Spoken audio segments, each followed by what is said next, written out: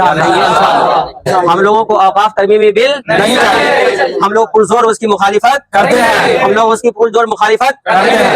अभी हम तमाम हजरात जौगबरपुर बेग के अंदर जो बासी है रहने वाले हैं, तमाम हजरात जो है मुस्लिम पर्सनल बोर्ड के ईमा और इशारा पर अपने दाहिने हाथ में काली पट्टी बांधकर जो हुकूमत औकाफ के ऊपर जो तरमीमी बिल लाना चाहती है उसकी मुखालिफत करते हैं और पुरजोर हम लोग उसके जो है मुखालिफत करते हैं। और हमारे उलमाए कराम, हमारे कायद जो हैं, जो उनका इशारा होगा, जिस वक्त जो उनकी बातें होंगी, हम हर आदमी उसके लिए लब्बैक और हर काम के लिए तैयार रहेंगे इंशाअल्लाह।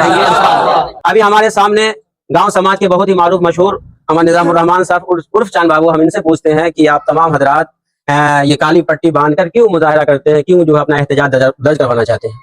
ये हमारा संविधान हमको राइट दिया है कि हम अपने दीनी लिहाज से या जिस भी मसलक को मानने वाले हैं उस लिहाज से अपना एहतजाज कर सकते हैं। और हमारे वक्फ बोर्ड जो बने हुए हैं पहले से, जिसको गवर्नमेंट ने ही किया था, और उसमें जो भी मुस्लिम अपना प्रॉपर्टी वक्फ किया उसको उस एतबार से चलने देना चाहिए कि वक्फ बिल नया ला करके इसमें तरमीम जो करना चाह रहे हैं इसके हम खिलाफ हैं।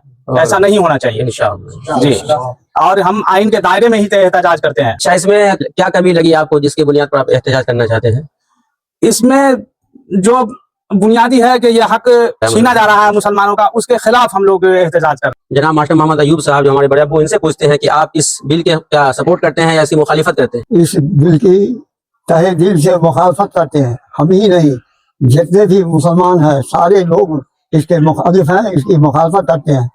हम लोगों का जो बुनियादी हक है उस बुनियादी हक को छीना जा रहा है। इसको हम लोग कभी गवारा नहीं करेंगे।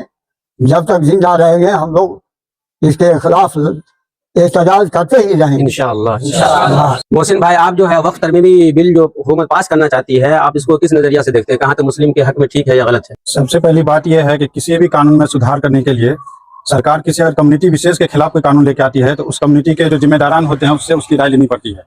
बिना किसी से राय लिए हुए सरकार ने तरमीमी बिल लाया। और कानून हमें इस चीज का अधिकार देता है कि हम अपने मुल्क में, विशेष रूप से अगर भारतीय परिप्रेक्ष्य में देखा जाए तो हमें ये विशेष अधिकार मिला हुआ संविधान में, हम अपने देश में अपने कानून के मुताबिक चलें। और भारत का कानून हमें स्वतंत्रता का अधिकार देता है।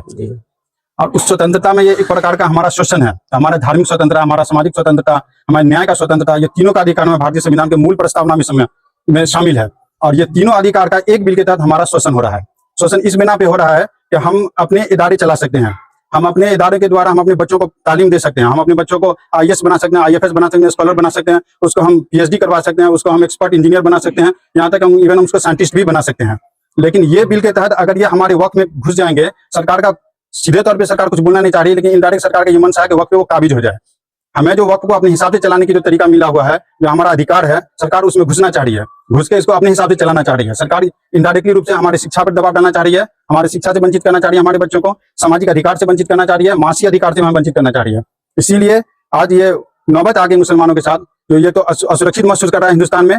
पहली बात। दूसरी बात यह है कि धार्मिक स्वतंत्रता पर कहीं ना कहीं बहुत बड़ा प्रश्न चिन्ह लगाया जा रहा है, जो स्वतंत्र भारत में पहली बार इस प्रकार का हो रहा है। इससे पहले जब औरंगजेब का जमाना था या उससे पहले जो भी बाबर या जिस प्रकार के प्रशासक शासक का जमाना था, उस जमाने में कभी भी किसी भी धर्म की स्वतंत्रता पर किसी प्रकार का प्रहार नहीं किया गया। लेकिन पहली बार भारत में ऐसा हो रहा है, एक लोकतांत्रिक देश में भी एक धर्म की स्वतंत्रता पर प्रहार किया जा रहा है। इसकी मुखालिफत करेंगे। इसमें अंतिम सांस भी लगानी पड़े तो हम लगाएंगे इसके मुखालिफत के लिए, लेकिन हम ये बिल पास नहीं होने देंगे इंशाअल्लाह। ये लोग हमारा सामाजिक अधिकार भी है, हमारा धार्मिक अधिकार भी है और हमारा न्यायिक अधिकार भी है। भारतीय होने के नाते हमारा बहुत बड़ा अधिकार है, जो अधिकार से हमको वंचित किया जा रहा है। साबिक यहाँ के जवान से हम पूछना चाहते हैं कि क्या आप इस बिल को मंजूर करना चाहते हैं, एक्सेप्ट करते हैं? हम किसी भी हद तक इस बिल को मंजूर और पसंद नहीं करते हैं, और हमारे मौलाना और हमारे रहबर का जो हुक्म हुआ हम उसका पुरजोर सपोर्ट करते हैं। यानी पूरे जवानों के दिलो जान के अंदर ये बात रच बस गई है कि हम किसी भी सूरत में वक्त तरमीमी बिल को एक्सेप्ट नहीं करेंगे। हम आखिरी दम तक इसके लिए लड़ते रहेंगे और अपने उलमा के और अपने मुस्लिम पर्सनल बोर्ड और दीगर जमात हिंद के जो उलमा है जो हमें रहनुमाई करेंगे, इंशाल्लाह उनकी बात पर हम लब्बैक करेंगे।